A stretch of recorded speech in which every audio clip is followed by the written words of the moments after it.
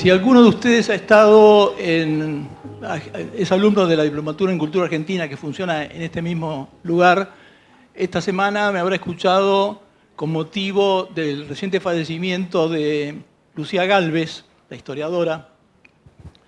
Me habrá escuchado contar una anécdota porque quise hacer un recuerdo agradecido de ella. Ella fue la primera profesora de la Diplomatura en Cultura Argentina que se dicta precisamente aquí mismo en el instituto. Y conté una anécdota de ella, que fue cuando la contraté para fue la primera profesora del programa, y cuando la contraté fue en un café en el Club del Progreso, y le pedí que diera clase sobre el periodo revolucionario, o sea, la revolución de 1810, que era la primera clase de la parte de historia con la cual iba a empezar el programa, que comenzó hace 14 años. Entonces Lucía me dijo, Roberto, te comiste 300 años. Tuve un leve sonrojo en ese momento porque yo estoy casado con una española. Y bueno, la verdad que lo rectificamos rápidamente, digamos, ese fallo. Y de algún modo, 14 años después, lo estoy rectificando nuevamente porque hoy presentamos un libro sobre la América española, precisamente. Y me complace mucho hacer esta presentación, no solamente por el cariño que le tengo al autor desde hace muchísimos años. Con el tiempo uno aprende, yo me he movido toda mi vida en el mundo intelectual, y uno admira mucho el intelecto, ¿no es cierto? Por eso soy uno de ellos. Pero más admiro la categoría humana de las personas.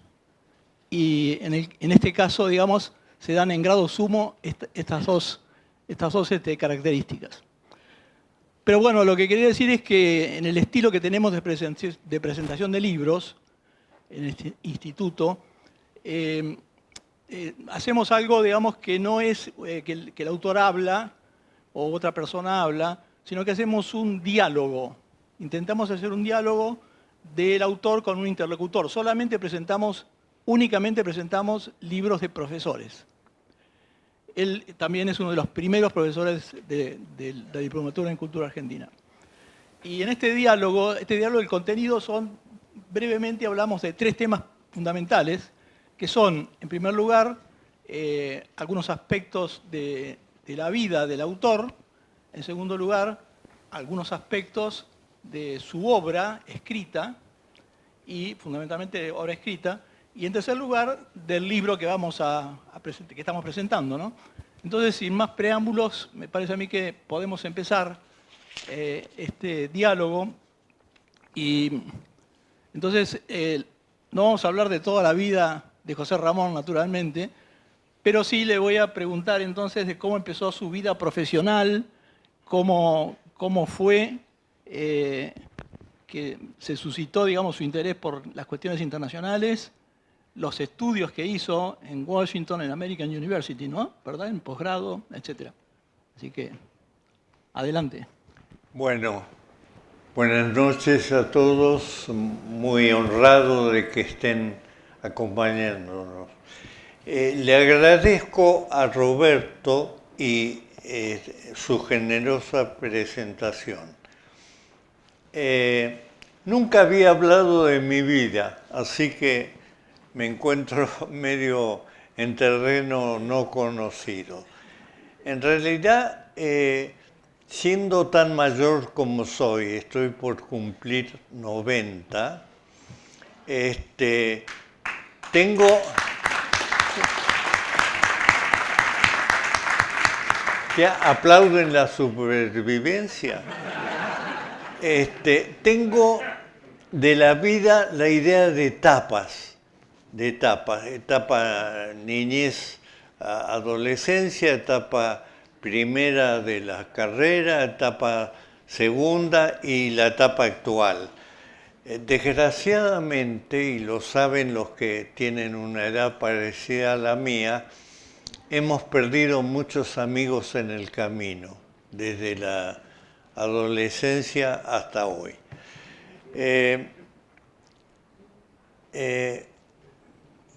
Yo nací porque mi papá era un argentino, un rosarino, que fue a vivir con sus padres a Barcelona cuando era estudiante secundario. Ahí se conoció con mi mamá, que era residente de Barcelona, nacida en Valencia, y se casaron.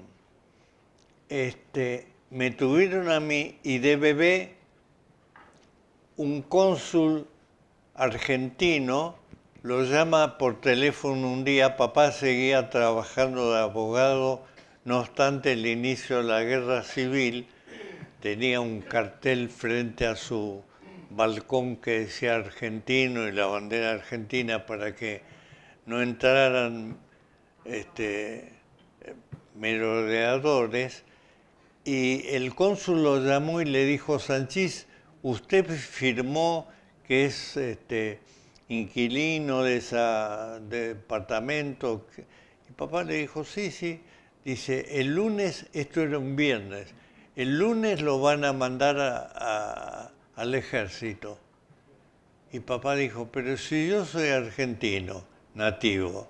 Y le dijeron: sí, pero es hijo de español, y mientras discutimos usted va a estar en el frente. Papá y mamá ese día conmigo de bebé compraron unos maletines chiquitos, y como mi tío era médico del consulado francés, consiguieron un pasaje a Marsella, se fueron disimulados, despidiéndose de todo el mundo como si el lunes los iban a ver. Y en Marsella tomaron un barco argentino y ahí se terminó la vida en España de mis padres y mía. Como yo era hijo de argentino nativo, según la Constitución y según la ley del servicio exterior, me pude presentar a concurso. En 1958 me recibí de abogado, con la curiosa característica que estudié la primera mitad con el gobierno peronista, en el medio de la Revolución Libertadora, la segunda mitad con los profesores de la Libertadora, que fue una época, como lo bien señala Sáenz Quesada, muy rica culturalmente. Me presenté a concurso porque mi papá trajo un recorte de La Nación que decía presentación a concurso. Y le dije a papá: son todos acomodados, hijos, nietos de generales, obispos y dignatarios. Y me dijo: no, no. Estuve en una audiencia con el abogado de la Cancillería y me dijo que va a ser limpio. Y yo, que no conocía ni a un diplomático, ni había jamás, pero sabía inglés y francés.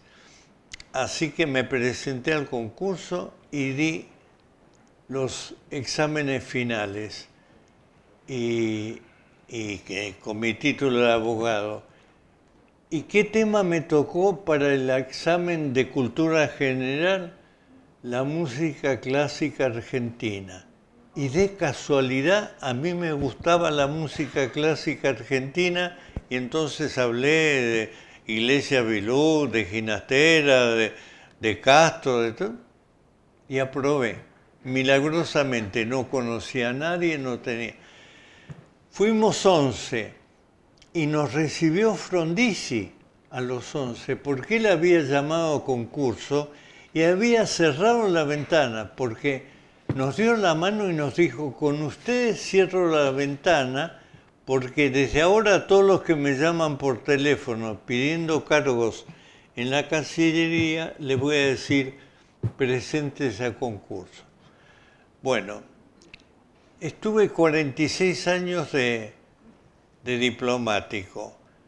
Viví como diplomático en Washington, primer destino, siendo en la Casa Blanca, en la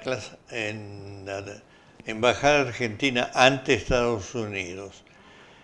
Mi segundo destino fue Ginebra, los organismos internacionales de Ginebra. El tercer destino, Nueva York, cónsul general, en la época de Alfonsín. Me nombraron durante el gobierno militar, pero como estaba de embajador un gran diplomático, Lucio García del Solar, yo le dije, yo también soy democrático y no sé qué me da representar a los militares. Me dice, vení que vas a trabajar conmigo. Y fui de cónsul general y abrí las puertas del consulado a todos los colores políticos, sin problema porque el último año militar fue muy suave. Después volví a Cancillería, cada tanto pasaba 5 años en Cancillería y iba subiendo los cargos. Me mandaron de ministro a Tokio. Pasé por la CIDE. ¿Se puede contar? No se puede contar. Pasé por la CIDE porque Suárez me estimaba mucho. Y entonces yo estaba en Nueva York y me dijo a mis amigos, me gustaría que viniera a Sanchís, y fui en el acto y estuve en la parte de la CIDE internacional.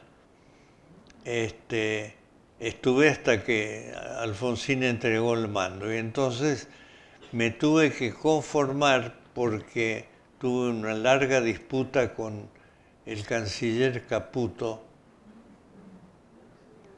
del cual tengo una opinión muy negativa, pero sé que muchos colegas lo aprecian, así que no voy a decir nada. No pude ir a la embajada que me habían recontra ofrecido y fui de ministro a Tokio. Pero ahí estuve 2 años y sí pensaron, ahora sí puede ascender. Después volviste como embajador. Volví a la Argentina, ahí me hicieron subsecretario, ascendí a embajador con ayuda de León, Romero y Félix, algunos senadores que se portaron muy bien, y volví de embajador a Tokio y a Vietnam. ¿Algún recuerdo de ese momento que es interesante, tan lejano, ¿no? El tiempo y el recuerdo espacio. Muy lindo. Vietnam es un país comunista, no sé cómo estará ahora, pero como todos los países comunistas, corrupto. ¿Saben qué? Les tuve que dar propina a los diplomáticos que me ayudaban. Propina. Como si yo le pidiera a un diplomático inglés propina. Pero me pedían. José Ramón, y te quería preguntar, en Japón, por ejemplo, ¿no? Un lugar tan poco conocido por nosotros y tan exótico, ¿no? Por lo menos... Me fue muy bien porque decidí escribir un libro sobre la relación Japón-Argentina y el libro lo escribí mitad en Argentina con ayuda del doctor Stamponi, aquí presente, y con ayuda de los japoneses que me permitieron entrar en el archivo privado, archivo secreto, porque estuvimos en guerra con ellos. Y me dijeron, pero yo tenía muchos amigos japoneses, ¿basados en qué? En que les decía la verdad. Y no hay cosa que los japoneses aprecien más que uno les diga la verdad. Mala, buena, la verdad. Por ejemplo, era la presidencia de Menem. Y Menem lo invitaron para estar 2 días en un palacio de huéspedes muy bonito y quiso poner una antena para ver los partidos de fútbol. De primera B. Y entonces yo fui y se los pedí a los japoneses y les dije, no estoy nada de acuerdo, pero tengo que cumplir mi deber y pedirlo. Los japoneses ese tipo de cosas lo apreciaban y me respondían con lo mismo. Cuando ellos no estaban de acuerdo con algo, me lo contaban francamente. ¿Qué te llamó la atención, por ejemplo, de la cultura japonesa? Cosas que te han sorprendido y que tenés algún recuerdo de eso, Bueno, ¿no? sí, sí, tengo un recuerdo. Los emperadores eran dos personas admirables. La emperatriz me dijo que durante la guerra, toda la familia imperial es muy musicóloga, que durante la guerra prohibieron la música occidental, jazz, tango y mucho de lo clásico. Y la emperatriz me dijo, cuando termina la guerra, con lágrimas en los ojos, recibimos al tío, un tío famoso de pianista, no sé si estaba Casal ahí, con lágrimas en los ojos, me dijo, abrieron un teatro y fui con mi familia, se había hecho la luz después de la oscuridad. Para que una persona japonesa diga eso, a mí me llegó al corazón, porque me demostró lo culta que era y lo sincera que era. Así que tuve una amistad muy estrecha con el emperador y con la emperatriz. Y tengo muchos amigos japoneses. Fuimos con mi esposa Luz María, que está acá, a Japón hace pocos años, y me reuní con todos mis amigos, que siguen siendo amigos. Y dando un salto geográfico, algo de Ginebra, de tu estancia en Ginebra. En Ginebra, Akito y Michiko, los en emperadores. Ginebra, una anécdota digna de contar es que yo estaba a cargo de la parte económica, social, de los transferencia de tecnología, de los programas de alimentación, que también tuve en la FAO muchas visitas a Roma, todo lo que fuera productos básicos y convenios de productos básicos. En Ginebra funcionaba en ese tiempo la Comisión de Derechos Humanos y un pobre colega mío tenía que enfrentarse en la Comisión de Derechos Humanos defendiendo al gobierno militar y tenía que enfrentarse con gente decente, pero también con ERP, montoneros y qué sé yo. Ese colega mío lo trasladan y el embajador me dice, Sanchís, te vas a ocupar de la Comisión de Derechos Humanos. Y le digo, bueno, trasladame mañana a Buenos Aires. Yo ese asunto no estoy dispuesto a tocarlo.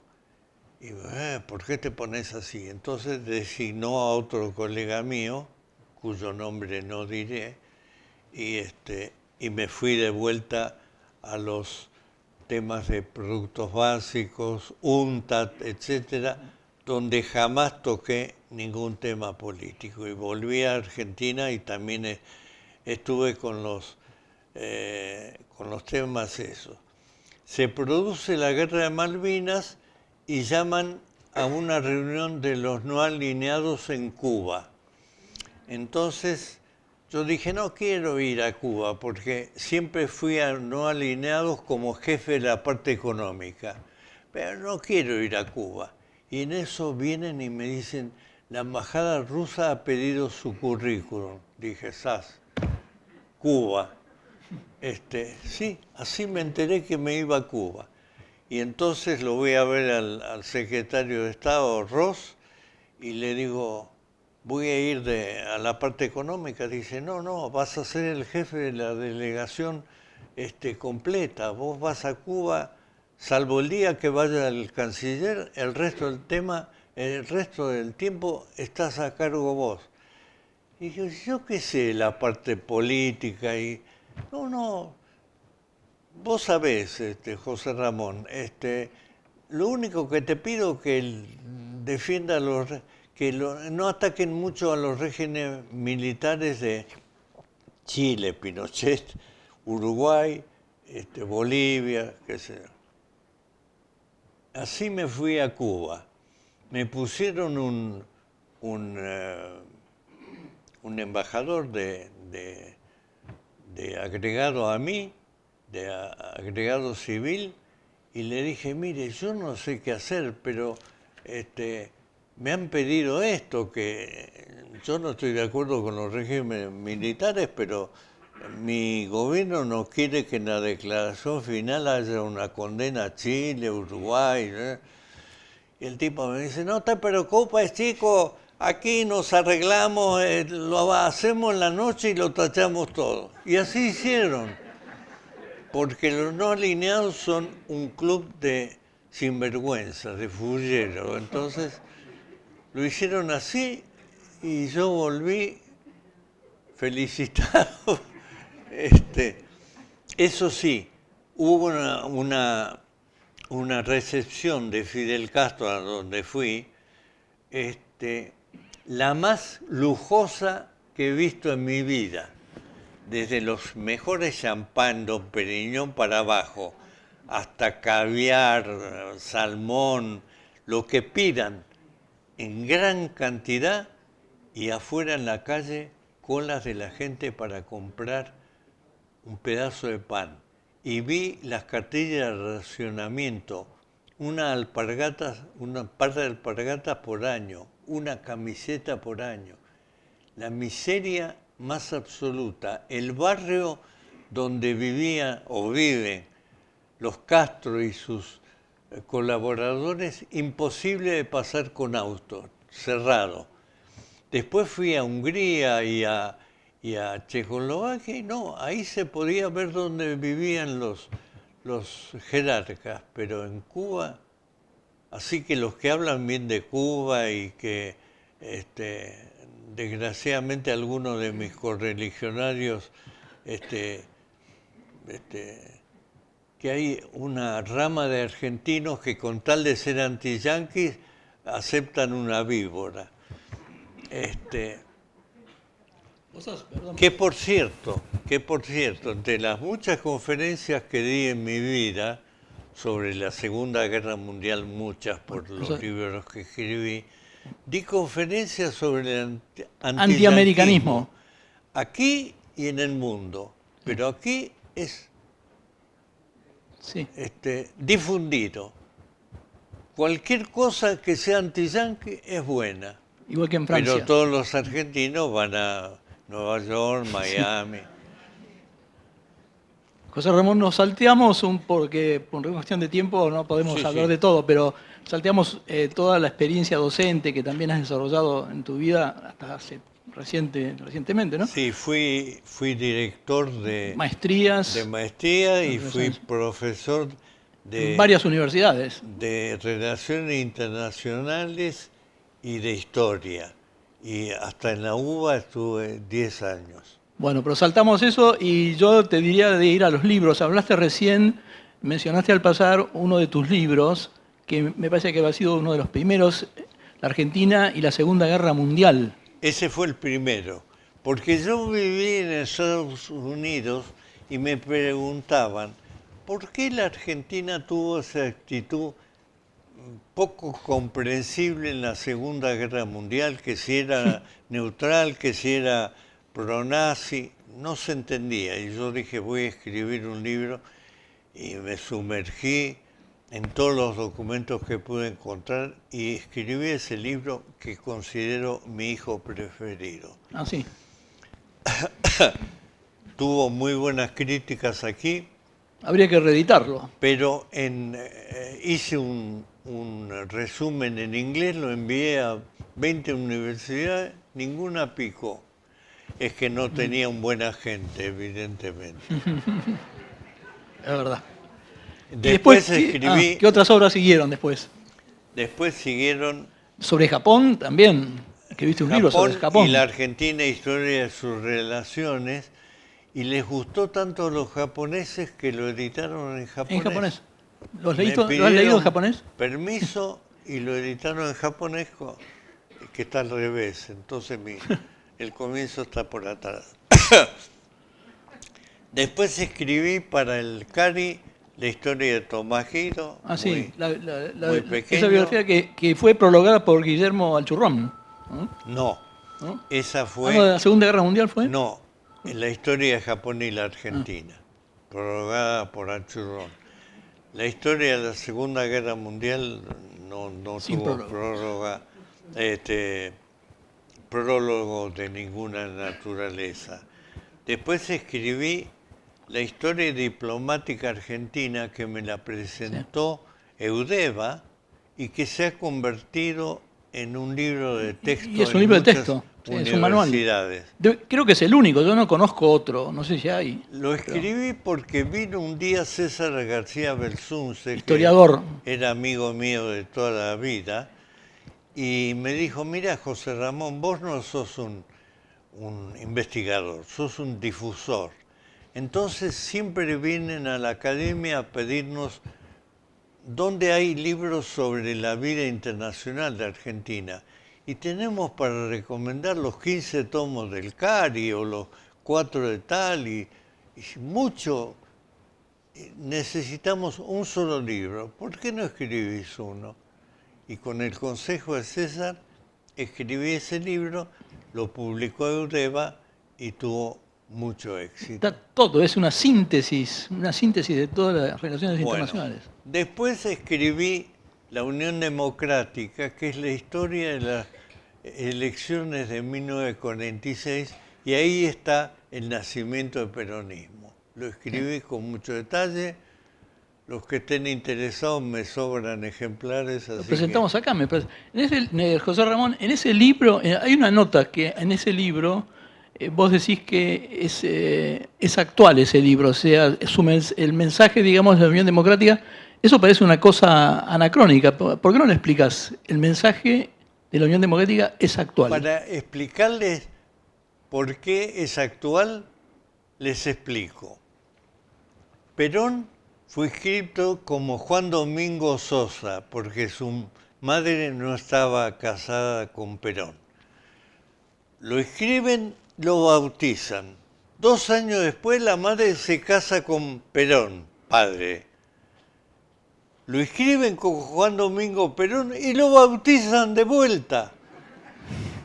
¿No les suena parecido a cosas que pasan? Bueno, Evita nace como María Eva Ibarguren. Pasan unos años, se muere el papá, que tenía 5 hijos naturales con Ibarguren, y las dejan ir, después de mucho pelear, al velorio, cuando se había ido la gente. Y después de grande, alguien va al registro civil, corta la hoja de Evita y pone una hoja que dice María Eva Duarte. O sea, también 2 años después del verdadero nacimiento, porque el Duarte se había muerto. Sí, Fíjense el manejo de los documentos públicos, cómo era. pero digo, la Unión Democrática tenía, digamos, un mensaje político. La Unión Democrática era proaliada cuando el gobierno nacido en el 43 era en general pro-nazi, y la Unión Democrática trató, por eso había el Partido Comunista en la Unión Democrática, porque la Unión Soviética era parte de los aliados, pero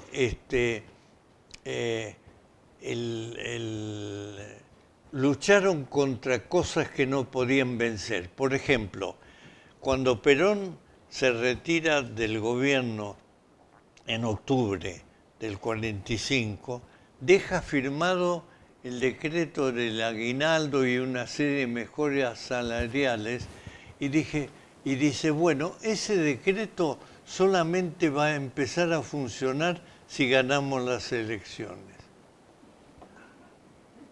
¿Qué podía pasar? Con ese tema y con muchos otros. Así que no no hay que sorprenderse que ganara, no por mucho margen, el Partido Laborista y la UCR Renovadora, que eran Perón, a la Unión Democrática. Bueno, ¿te parece que podemos ir ya al libro, al último libro? ¿O hay algún otro más que quieras hablar, alguna otra cosa sobre la bibliografía anterior? No, que hablé en muchas oportunidades también sobre la Segunda Guerra Mundial a raíz del libro que escribí. Hablé en la DAIA, en la NAIBRIT, en muchos lados, Sí. sobre la sublevación de Varsovia, los diplomáticos argentinos cómo se dividieron en la Segunda Guerra Mundial. Ese tuve mucho cuidado porque hay parientes, pero me aseguré de tener pruebas. Y Nuremberg, todo lo que se relaciona con la Segunda Guerra Mundial. Bueno, vamos a pasar a este libro. Vamos a la presentación entonces propiamente dicha, aunque las presentaciones en sociedad están un poco pasadas de moda, ¿no? Sí, pero el libro, lo primero que les tengo que decir es que todo el mundo, aún los cultos, tienen sorpresa por enterarse de lo que digo en el libro. Sorpresa. ¿Por qué? Porque la enseñanza argentina es muy deficiente. El relato se ha impuesto, no solo en los sectarios, sino también en los que no son sectarios, y siguen usando el lenguaje de los kirchneristas y de los tipos que han creado un relato falso. Por ejemplo, el ejemplo más notorio, pueblos originarios. No hay pueblos originarios. Los pueblos originarios de América son de Asia, porque a América llegaron ya el Homo sapiens. No hubo una evolución como en África o en Asia o en Europa. Llegaron Homo sapiens y hace poco para lo que es la historia. Llegaron hace 10.000, 15.000 años. Quiere decir que el asiático que llegó hace 10.000 o 15.000 años y hoy es el Toba o el araucano o el azteca, ya no existen más, es lo mismo que un español, un italiano o un ruso. Lo mismo, nada más que uno tiene 5.000 años de antigüedad en América y el otro tiene 500, pero son todos inmigrantes. Esa es la primera. Y sin embargo, todo el mundo usa los pueblos originarios y los derechos de los pueblos. ¿Qué derechos?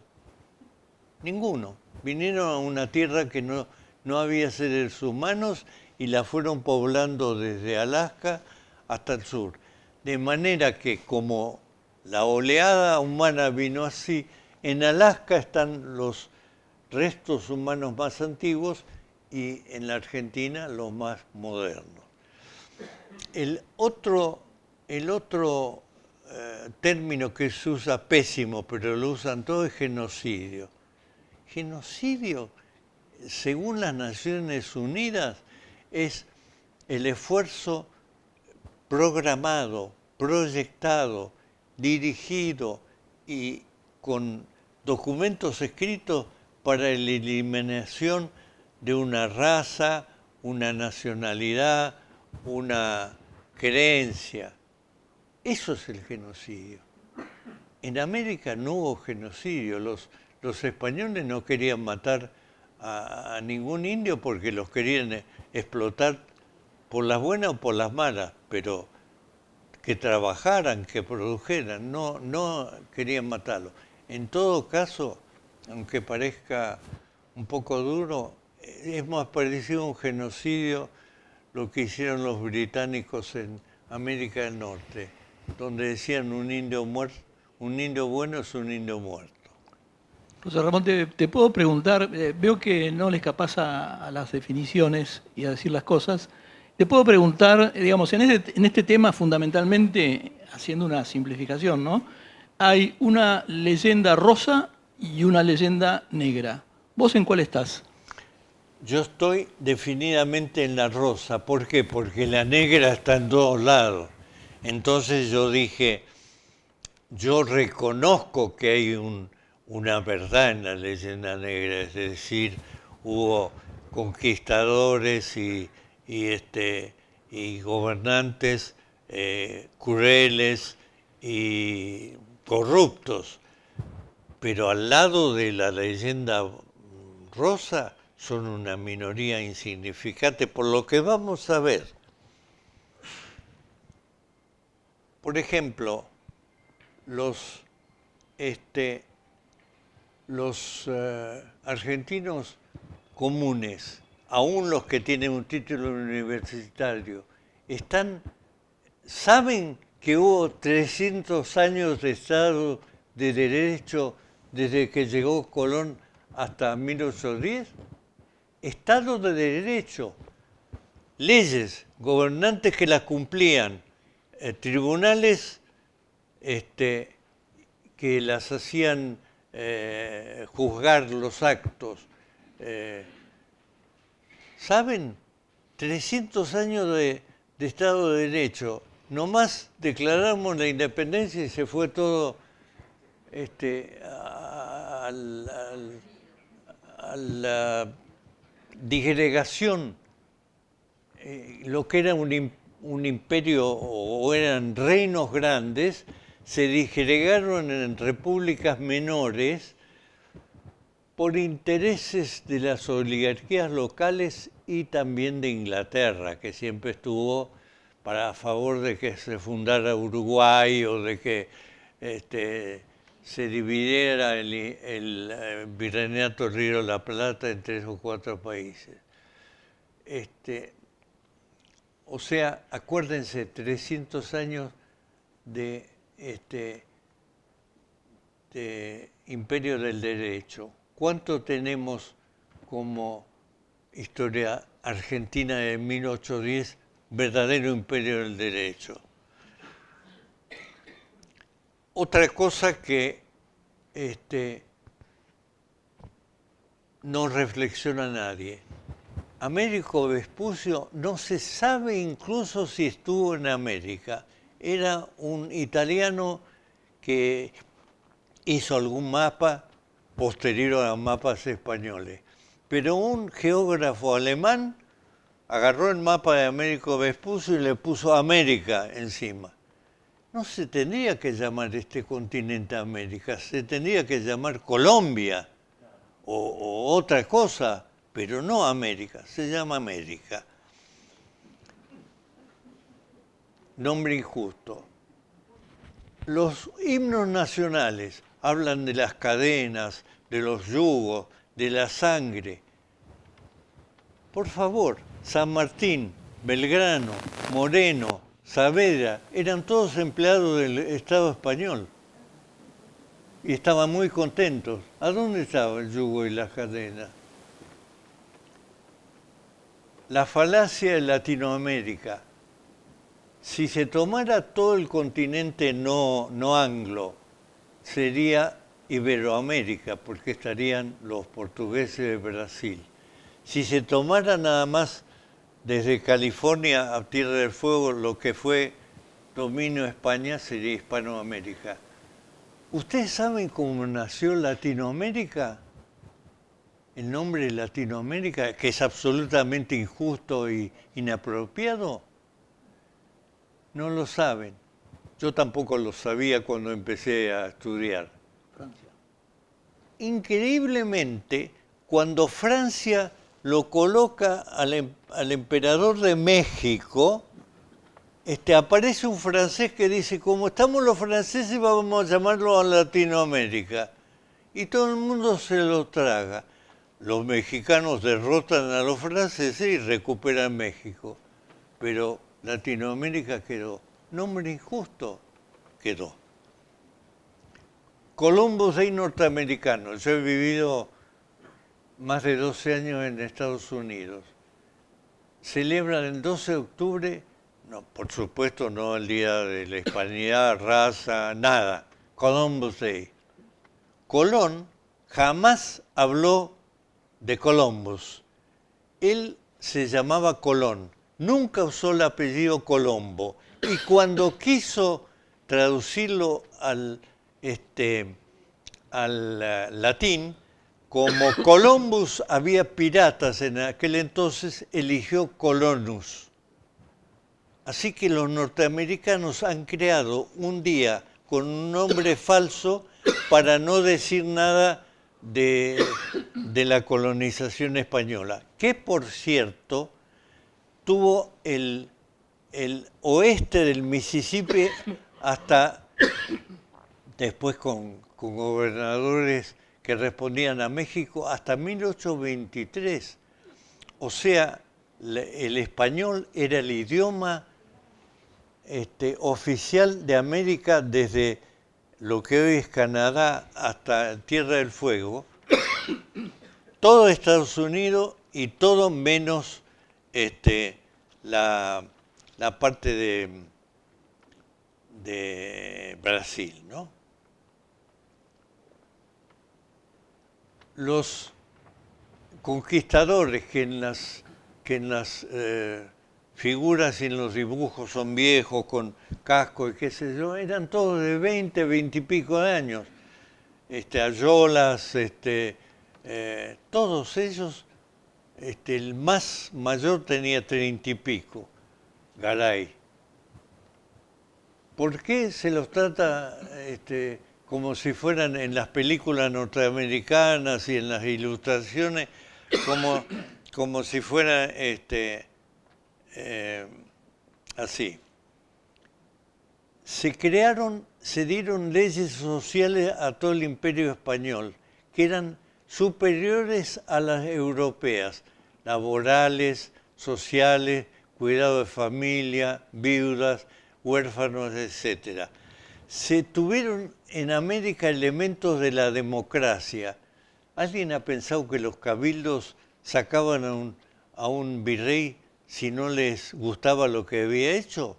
No, eran los vecinos del lugar. La reina Juana de España en 1537 dijo, bueno, en Asunción y Buenos Aires pueden elegir libremente los pobladores a sus gobernantes. Y eligieron a Ayolas, a Martínez de Irala, a Hernandarias, Ortiz de Zárate, etcétera, etcétera. Elección directa. Igualdad jurídica de peninsulares y americanos. No hubo genocidio porque hubo una mezcla total y el resultado son 50 millones de gente que tiene mezcla de sangre india y europea. Libre información, se mandaba a los reyes pedidos, denuncias y qué sé yo, libremente. El que hace la ilustración de la obra de Bartolomé de las Casas de Bray hace que todos lleven mosquetes, los soldados españoles. Había en toda América 15 mosquetes, 15. ¿Por qué los españoles dominaron al Imperio Azteca y al Inca? Porque se aliaron con los vecinos que los odiaban a estos otros, pero Pizarro eran 150, Cortés 120. ¿Con qué iban a ganar? Con los aliados que encontraron en los españoles, un aliado razonable, que no los expoliaba ni mataba. En América hubo un protector de los indios, un funcionario, alto funcionario. No hubo nunca en ninguna otra imperio colonial un protector. La Inquisición, se ha hablado mucho de la Inquisición. Yo hice un estudio muy severo de los últimos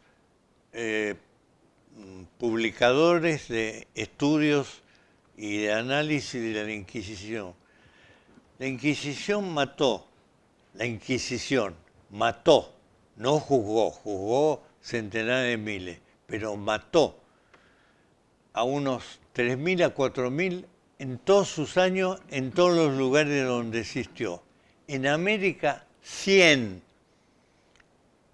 Clarín dice 50.000 matados por la Inquisición. Es todo mentira. No está basado en las cosas serias. Entonces, la leyenda negra es un prejuicio antiespañol muy fuerte.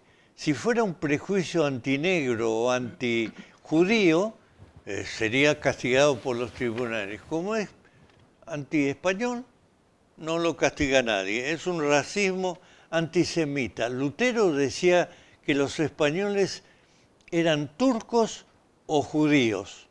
Lutero, que era sumamente antisemita. Les digo que en el libro van a encontrar, entre comillas, las cosas que decía Lutero. El Telam hablaba de 90 millones de víctimas.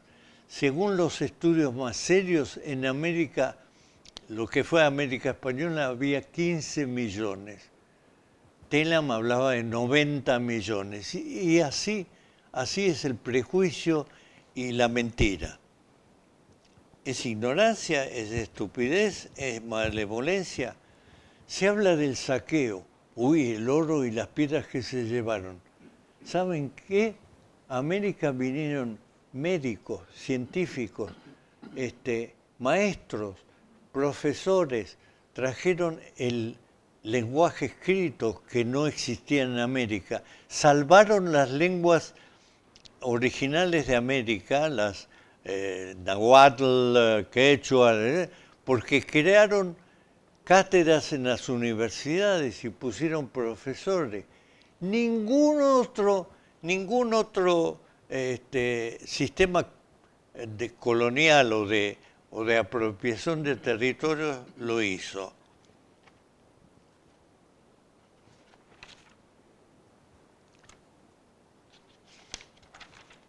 ¿Saben cuántas universidades se crearon en América en la época española?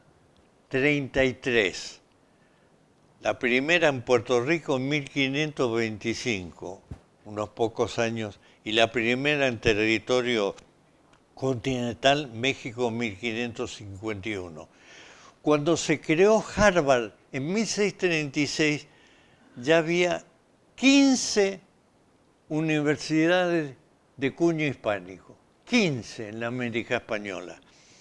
Harvard se creó en 1636, Yale en 1701, Princeton en 1745 y Columbia en 1756. La mentira de que no había educación femenina en América fue destruida por algunos investigadores, el más famoso, el padre Furlong, que escribió un tomo muy documentado sobre la educación femenina. Había escuelas y hospitales para blancos, negros, indios, leprosos, todos sin prejuicios raciales.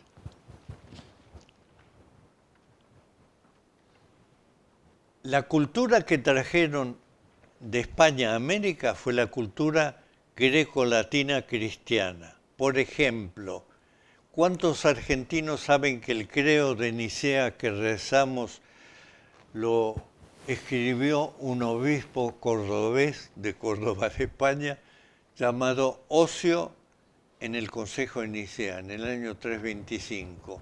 San Isidoro de Sevilla en el siglo VII escribió las etimologías que la primera enciclopedia europea.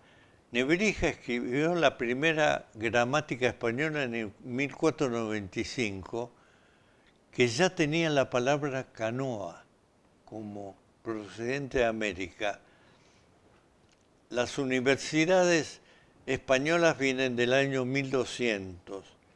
En América se produjo, lo van a ver en el libro los que tengan paciencia para leerlo, una pléyade de científicos, educadores, exploradores, literatos. De los literatos hay dos cumbres. El Inca Garcilaso de la Vega, hijo de un español y una princesa inca, y Sor Juana Inés de la Cruz, de 1653, que se llamaba Juana de Asbaje y Ramírez de Santillán. Son de lo más tope en la cultura universal. ¿Quiénes son los grandes enemigos de la leyenda negra que ustedes conocen porque están entre nosotros? Vargas Llosa, Aguinis, Sanguinetti, Rosendo Fraga, Carlos Fuentes, el difunto Alonso Piñeiro, Kovalov, Facio, que es de esta casa, Severelli, que escribió, que se atrevió a criticar todos los artistas mexicanos que hacían murales sobre sacrificios humanos. Severelli dijo, eso es totalmente contrario a la cultura y a los derechos humanos. Rubén Darío, Sábato, y ante de ellos, Le Villiers, que fundó fue el primer director de Lisen. Furlong, Ricardo Rojas, Vicente Sierra. Algo que me parece que no hablamos es que fuiste director del ISEN, también del Instituto de Servicio Exterior de la Nación. Pero ahora quería decir que entre los más voceros, defensores de la época española en América están ¿quién? ¿A que no saben? Irigoyen, Perón, Evita, Quijano e Ilia. Acá encontrarán las palabras entre comillas que dijeron todos ellos. Evita era especialmente defensora de la época del asentamiento español en América. Irigoyen hizo el Día de la Raza, puso Irigoyen de mano, en propia mano hizo el Día de la Raza. Bueno, en el ISEN estuve 4 años y también estuve elegido presidente del gremio de los diplomáticos por voto. Me acuerdo que tuve 400 votos contra 200 de mi adversario. Yo creí que había perdido y estaba en un pasillo. Me dijeron, ganaste. Te podés presentar en las elecciones ahora, ¿eh? Sí, sobre todo. Pero lo que sí, nunca ni tuve ni permití tener una actitud en mi función pública que fuera corrupta o criticable. Por ejemplo, en Nueva York hice poner un cartel, me hicieron el primer sumario que tuve y único en mi vida porque establecí la computación en el consulado para que no hubiera cola en la calle. El director de consulares fue a verlo al canciller y le dijo, las anotaciones consulares deben ser manuscritas, así que castíguelo a Sanchís Muñoz. Me hicieron un sumario. Casi pierdo, y como Caputo no me quería, me trasladó de Nueva York a otro lado. Yo no acepté el traslado y me fui a trabajar a las Naciones Unidas. Pero en el consulado en Nueva York puse un cartel que decía, el que tenga una queja será recibido inmediatamente por el cónsul. Y vino uno solo a quejarse de que quería ver el diario que teníamos en una madera, La Nación, ¿no? y no lo encontró. Yo dije, bueno, señor, usted se queja a mí, pero debe haber sido un conciudadano suyo que se llevó el diario. Esa es la primera. La segunda, un personaje que sale mucho por televisión, tenía un alto cargo en la provincia de Buenos Aires y había un estudiante en el ISEN que era subsecretario o algo así en la provincia de Buenos Aires. Y este alto funcionario que sale mucho en televisión me llama y me dice, dele que los exámenes que tiene que hacer orales para ascender puedan ser escritos, así trabaja conmigo. Yo le dije, no, por dos razones. Primero, porque la ley dice que tienen que ser orales y yo cumplo la ley. Segundo, porque si lo dejo entrar y pasar los exámenes con ese truco, algún compañero que no se gradúe va a decir ese se graduó mal. Fue las dos únicas veces que tuve. No, vino un señor a quejarse que había acomodados en el ISEN. Digo, tráigame la lista y yo, porque a su hijo lo habían aplazado. Tráigame la lista y yo me ocupo de hacer una investigación sobre los acomodados. No vino a la lista. Para ir terminando, me gustaría que dijeras algún parrafito, aunque has hecho alguna mención, sobre el anacronismo, que es un vicio de los historiadores actuales, que es básicamente ver el pasado con categorías del presente, ¿no? Algo muy, muy frecuente y que me parece que tiene que ver un poco también con el libro, ¿no? Con la ignorancia. En todos los países se enseña que el país propio está lleno de héroes y de próceres y qué sé yo, y los países de al lado no saben. En Estados Unidos nadie sabe quiénes son los próceres de Latinoamérica y acá estamos ofendidos. Yo le pregunto a los argentinos, ¿cuántos saben quién es el prócer de Guatemala, de Ecuador, de República Dominicana? Díganme, ¿quién es el prócer? Nos ofendemos porque no conocen a San Martín. Nosotros no conocemos a otros próceres. Una cosa que me había olvidado decir, y es una de las más ignoradas, que la tenemos delante de los ojos y no las vemos.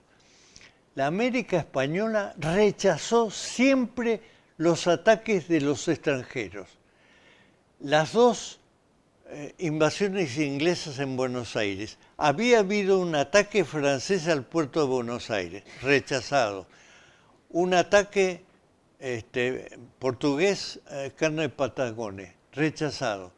En toda América, en el norte nuestro, las colonias jesuíticas siempre rechazaron los ataques de los bandeirantes brasileños. En todo el continente se rechazó siempre el ataque francés o inglés o holandés. En Puerto Rico, en el fuerte está la bandera de Estados Unidos, la bandera de Puerto Rico y la bandera de la Armada Española, que rechazó los ataques ingleses y norteamericanos a Puerto Rico. Pero está la bandera. En Cartagena de Indias, en todos los países derrotaron a flotas inglesas, francesas, holandesas, pero derrotaron siempre en el Pacífico y en el Atlántico. En Cartagena de Indias, Blas de Leso, un español que le faltaba era Mango, Rengo, qué sé yo, derrotó a una escuadra británica en una derrota mucho más grande que Trafalgar. Le hundió toda la flota británica. Y eso mismo pasó en el Caribe. Un colega mío, Saúl, se escribió un artículo en Criterio sobre eso. Todas las derrotas que sufrieron los que agredieron a la América Española. ¿Qué quiere decir eso? Que todos los habitantes de la América Española, españoles, criollos, indios, lo que fueran, lucharon contra el enemigo. Acá, cuando las inglesas se formaron los patricios con lo que llamaríamos argentinos, pero hubo los miñones, que eran los catalanes, los gallegos, todo el mundo tomó las armas y defendió. No hubo un solo territorio que se entregara voluntariamente. Los ingleses se tuvieron que conformar con Jamaica, Trinidad y alguna isla que robaron, pero nada más.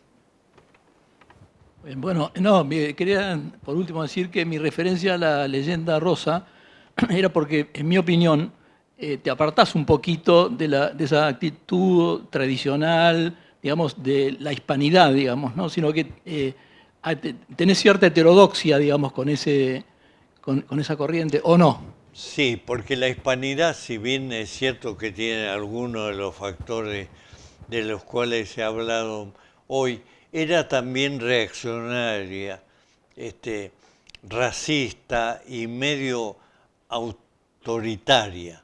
Era Ramiro de Maeztu y una serie de gente que eran la derecha, como se dice ahora en España.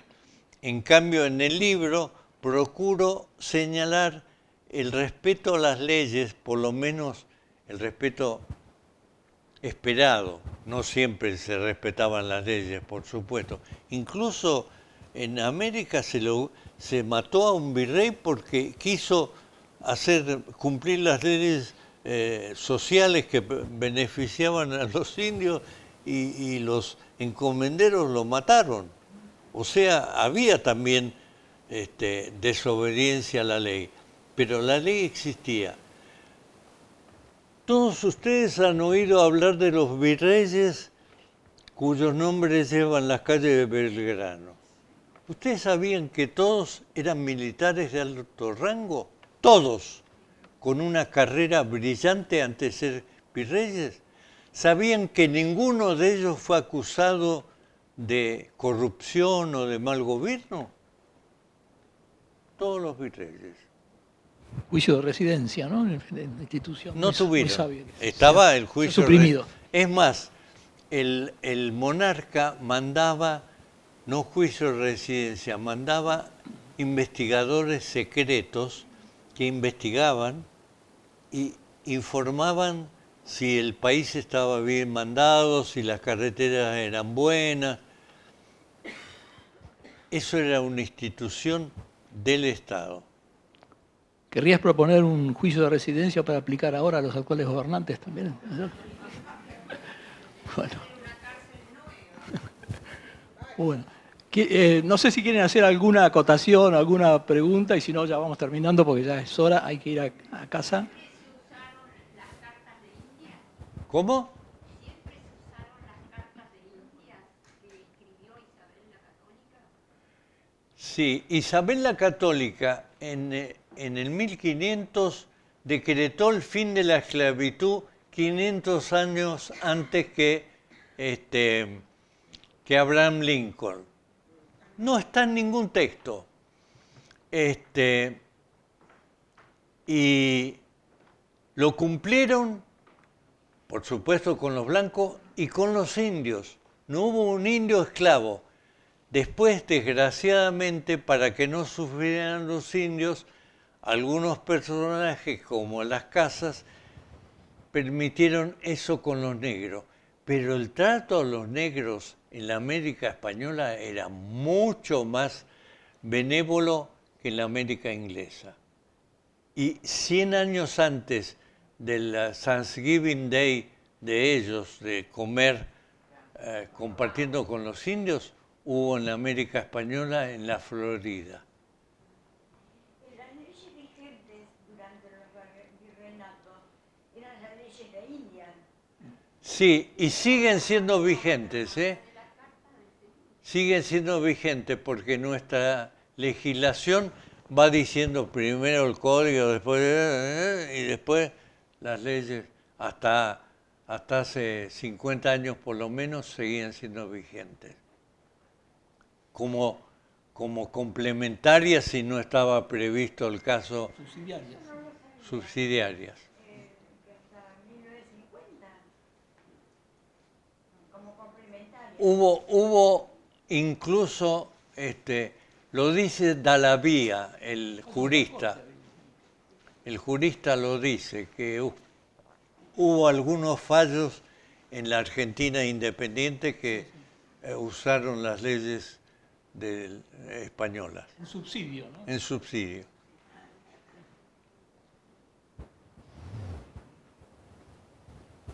Bueno, el autor va a firmar libros, ahora pueden saludarlo, por supuesto. Les agradezco a todos ustedes y también a José Ramón esta presentación. Y bueno, y muchas gracias. Muchas gracias. Buenas noches.